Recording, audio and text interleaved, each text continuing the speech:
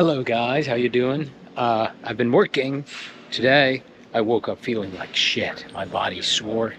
Probably too much jujitsu yesterday. A chaotic mind, meditation. Oh, the weather's cloudy today. It's stormy. It's matching like the original weather here in New York, so that's interesting. And well, now I'm gonna warm up for a little bit, see what's happening. Gonna get on the treadmill and enjoy. I'm really happy because I think I'm watching my words last when I speak, and that's including with friends as well. Just letting it come, letting it go, trusting it, and that's nice. So I'm gonna get on the treadmill for a little bit, and yes, I will talk to you about. I'm still reading the John Letgo biography, and I think it's great how, well, at least for him, many paths, or his path, his dharma, just led him to acting all the time, once and back again, once and back again, through people that he met in Harvard, through his school years, his father being a teacher, a theater director. And he also talks about Terence McKenna, that's psychedelics. This Terence, wait, I just Googled him because I didn't know much about him. But Terence Malick. They were roommates together at Harvard, and now that Terence found him after a couple of years. He had been working in theater, and that's how he's getting into his film business or film opportunities. So it's about trusting that, that you're learning, that you're doing your best work, being unreasonable and eccentric with your time, being specific with who you are, with what you want, and not being who the society wants you to be, but rather being who you are. And that's all you can do. You can just be fucking who you are and keep shedding the layers of conditioning, reinventing yourself and changing, but always sincerity, currency. Stick to it. Go with it, and trust. I think it's also about trust that wherever we are, we have our gift, and we will always be drawn to it. It's about saying no, knowing the opportunity costs, saying no, and asking, what kind of life do I want? For me, in this case, it's a life around acting. It's the craft, man. I read about this Japanese master who started painting, I think, very young, 4 or 5 or 6, and I don't know what happened, but he started creating around when he was 40 again. And he always said, okay, in 10 years, I'll be able to handle the basics. 10 years passed, and he was delivering things that people were interested in. And then he said, okay, so this is great, but around 80, perhaps I will learn the things that help me to make this picture come alive or this painting come alive. And then if I keep going like this, when I'm around 120, I'll be able to make even more dots that come alive. And when I'm 140, perhaps all my dots will come alive. And then he died around 90, but isn't that great? It's like this Japanese judo master, the founder of judo. When he died, he asked to be buried with his own white belt, because we're always beginners in that sense. And that, I think it's just beautiful, how he asked to be buried with his white belt. Keeping a beginner's mindset all the time and learning, adapting, relearning, reinventing, but rather letting go of the ways that we have become so crystallized. And I think it's fun. Okay, is the camera moving too much there?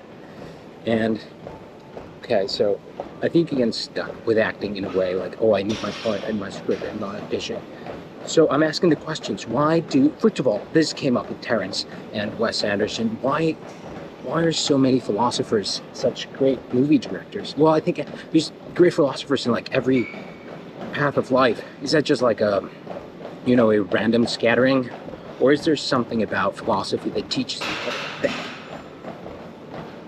I think it's asking the questions. I once heard this great businessman, he was a philosopher, and he said, well, it's because philosophy teaches you how to think, how to deconstruct things and put them back together and ask new questions and let go. So just curious, what can I take from these guys or philosophy and apply it to my own art or life, in that sense? How do I want it to be?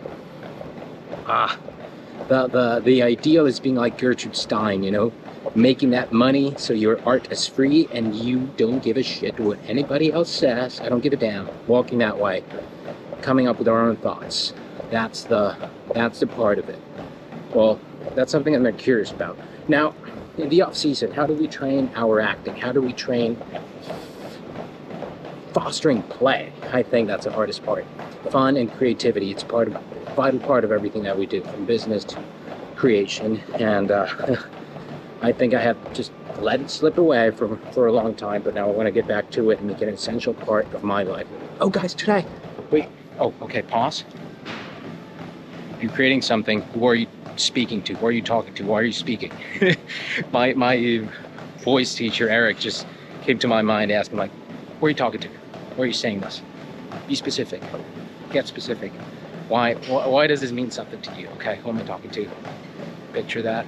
My best friend sharing anecdote of my life, being open and vulnerable. Yes, that's you. That's who I want to speak to.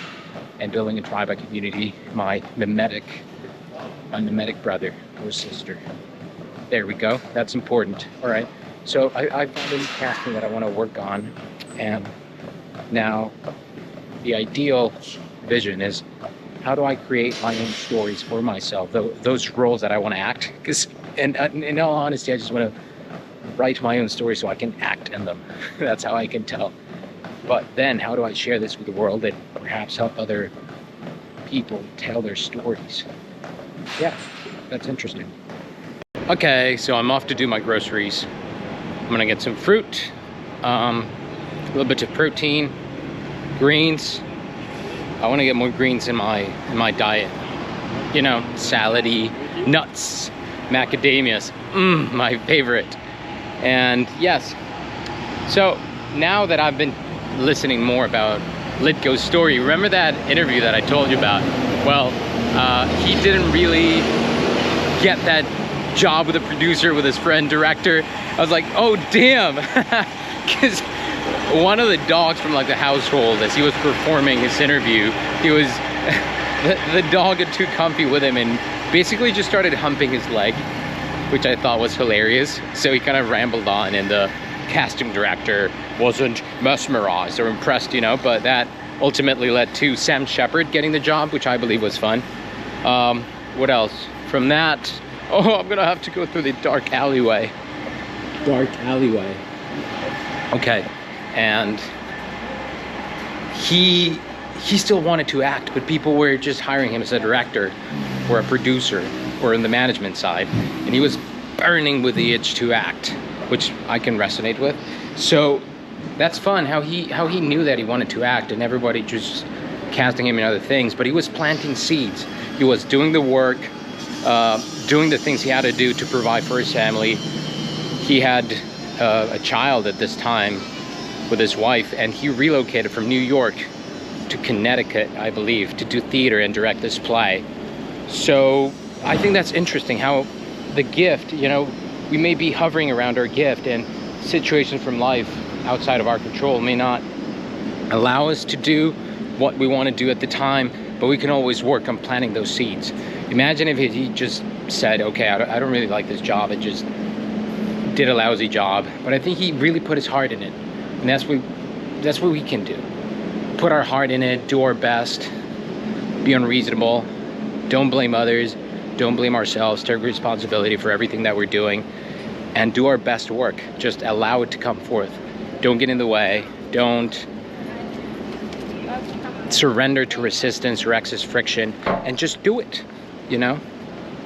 And planting those seeds is so important, because you don't know in 3 or 5 years, all those people that you meet in the acting side, you know, casting directors, auditions, producers, friends, whatever, you don't know where they're going to be or what they're going to be working on. So I think that's great. I love that. And my acting teachers always said it's about planting those seeds, fostering those relationships, and learning. Because ultimately we want to do the job, you know, consistently. That's why we get hired in any kind of endeavor, I think. We just do our job, do it the best we can with the best attitude we can, and be honest and sincere and assertive as well, you know, say no, really choose what we want to do and commit to it. Yeah, I think that's great. Taking care of our health. I think he kept himself healthy. He said no to some parties. You know, it's good to be partying there, but know what trade-off is going to be the next day. Especially if you drink or smoke. What's that doing to you? Is that getting your path? Perhaps. Trust yourself and beliefs.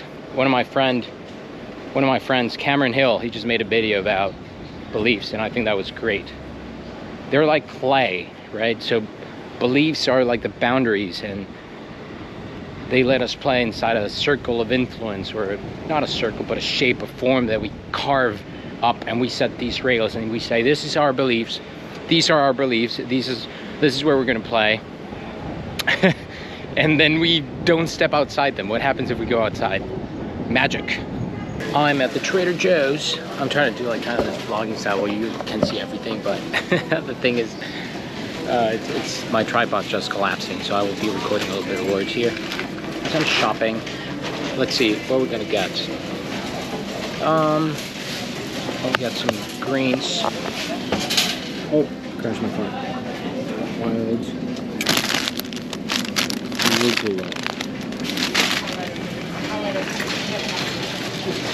What else are we gonna get? We're gonna get some apples.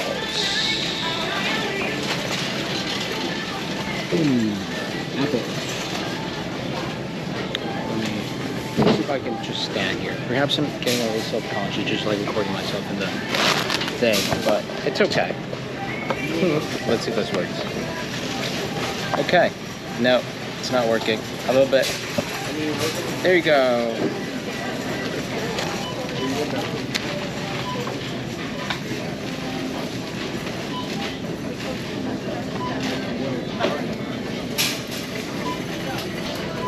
So I want to get these Gala apples over here.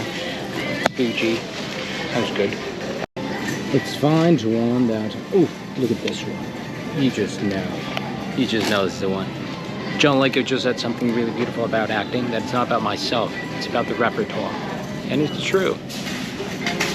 I think fostering that is a beautiful way of seeing the world.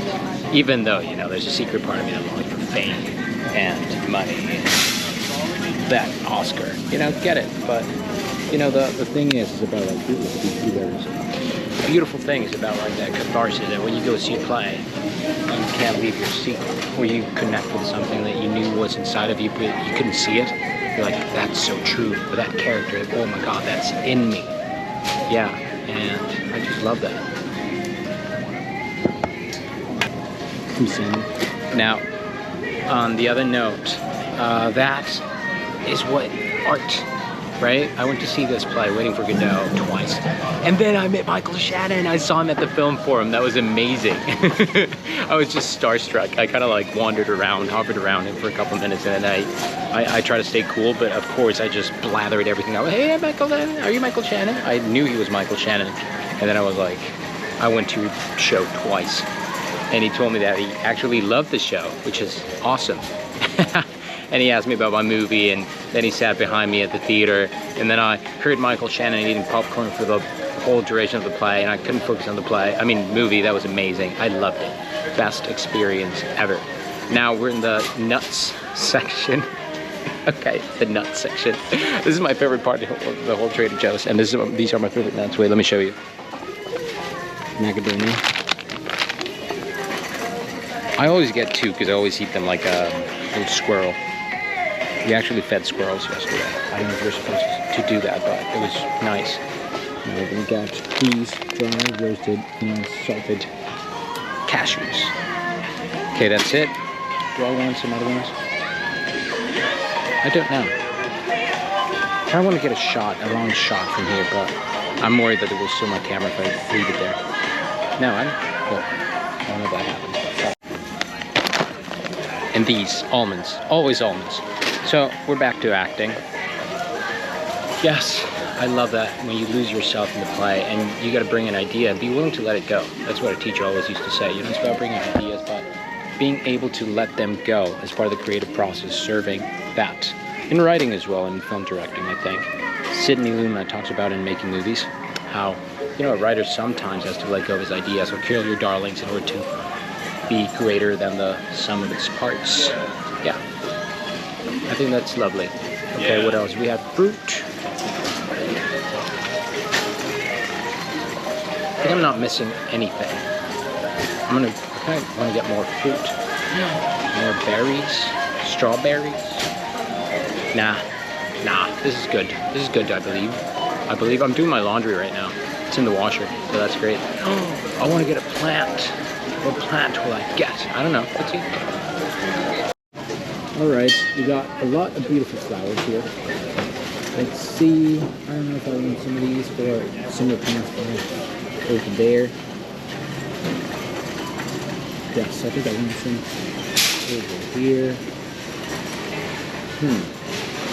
Sunflower, ficus. Ficus, I love that. Calanche. Calanho. How do you pronounce it? I like this beautiful girl over here. Yes. Woo! All right, I'm gonna take this with me. And I think we are done. I'm gonna go back to listening to some John Lithgow, and I will practice my British accent with my mate Cameron, which he's in Orkney. I had a great call with him today. I'll drop a link to his channel over here. He's quite a present man, I would say, a wise man. He's just full blown into adventure. It's worth listening to his channel. And yeah, I love that man, and listening to his accent just makes me, I was about to say hard, but well, okay, yeah, hard. Let's just leave it at that. I'm back home, guys. All right, so I got a beautiful guest, but I have to make some space for it. Yes, so my incense thing, this little box that my sister gave me, I have to get this humidifier out of here, I think. I don't know. I'm not really, am I using it?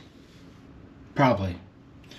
Yes, but the thing that I need is to make space for my beautiful plant. My beautiful plant. It took me a while there to see, why am I not using my humidifier? That's a great question. So, let me bring the new kit up.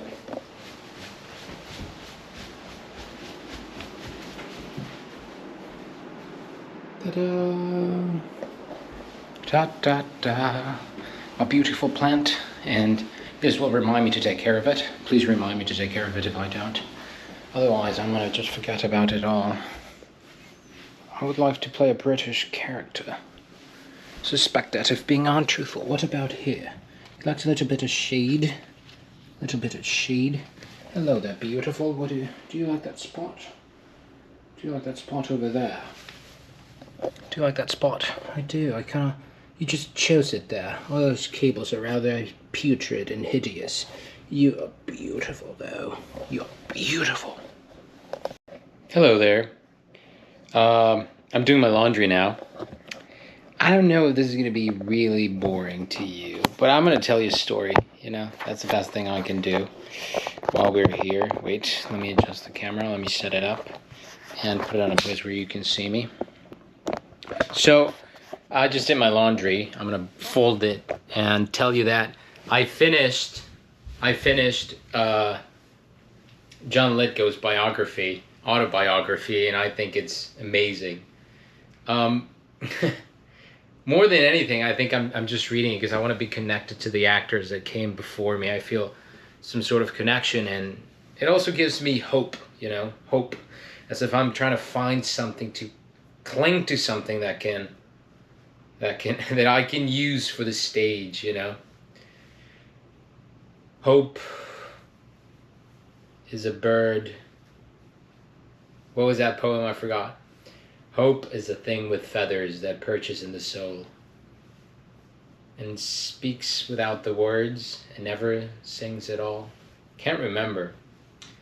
But, you know, John's story is touching in many ways. You know, it's a life in the theater, speaking about his experience on creating these characters and bringing them alive.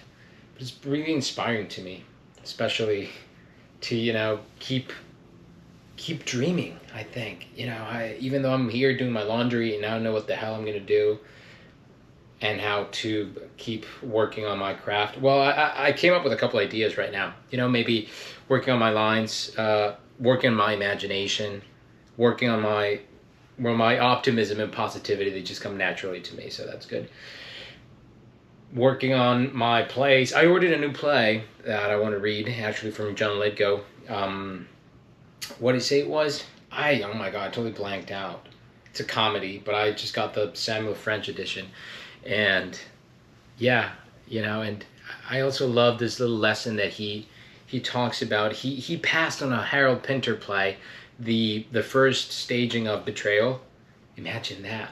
And he made another choice. You know, he tried his best and did another play called Salt Lake City something. I can't even remember the name.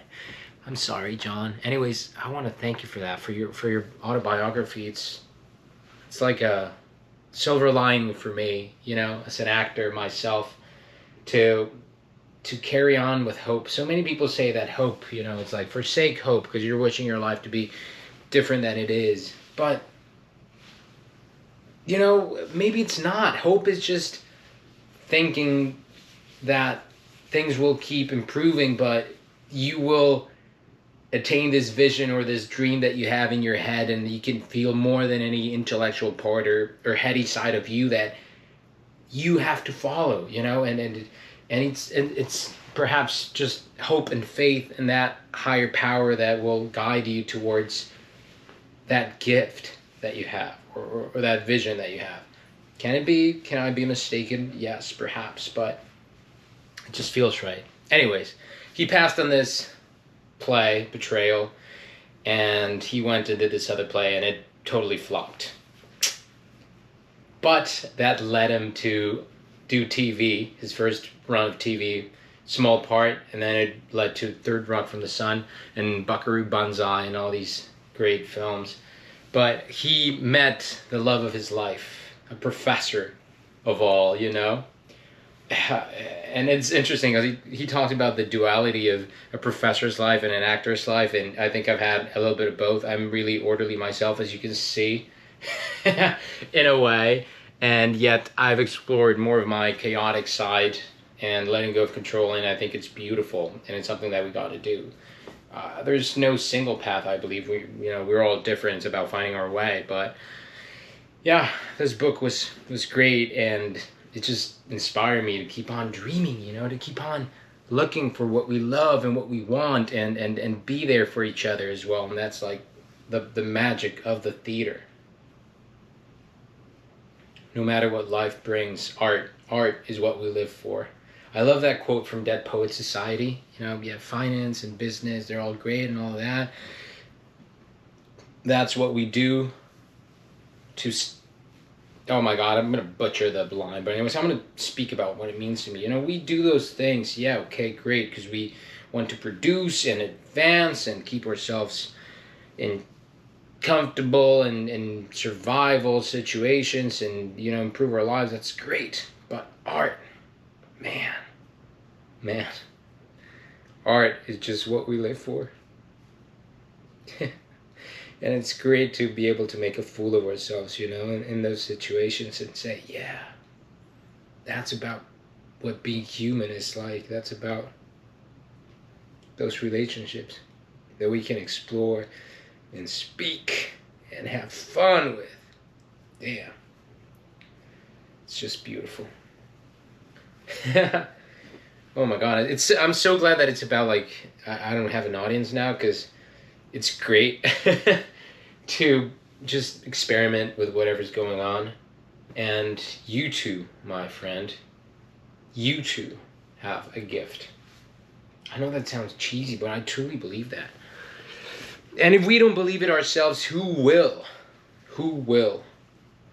Nobody else. I'm almost done. You know, this is really curious. I learned this way of folding from a book that I read by this author called Marie Kondo. My GoPro decided to stop the shot, but I think that's great because we're going to do another angle. And yeah, Marie Kondo, she taught me how to fold my socks in a different way. I would always make like a ball out of them, you know, put one in the other, and that would cause the strap, the elastic, to yield or get weaker after a while. And yeah, to loosen up, I don't want that. So now what I do is just roll them up like this, and they're happy socks. Now guess today.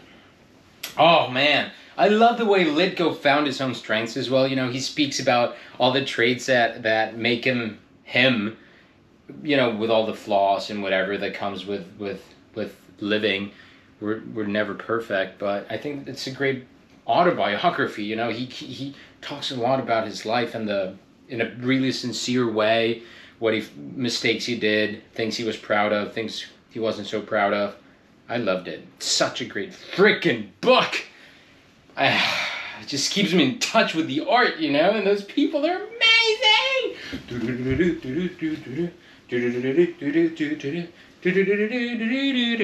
I think that's just the way it's gonna be. Let it flow. Oh, and he also met Meryl Streep. That creation of Meryl Streep creation. What are we talking about? That this independent activity is getting my. Oh, this is a great another thing. So folding clothes and doing my thing is such a grounding activity. Feels like it takes my performative side away. I have this thing that I have a challenge with. You know, it popped out during my acting classes where I had this performative side, and doing the independent activity really grounds me and just lets me speak and let things come through without pushing and doing too much. We've got 2 more pieces of clothing right here, and also would love to work on my dialect a little bit more. John, let's go. Anyways, that's what I wanted to tell you about. I will read a little story, and I hope that you are dreaming as well, because if we don't dream, who will? Crazy people like us create the world of imaginary fiction where many people go to heal, and we crazy people create the world where sane people live. So let ourselves allow to be mischievous a little bit more. And okay, that was too much. Almost done. And allow ourselves to be and get ourselves into trouble and do the thing that you shouldn't do or shouldn't say. All right, so there we are. I got my clothes, and I think that's it for today's video. Normally I would also organize them by color, but not today. I hope you have a great day. Oh my God, guys.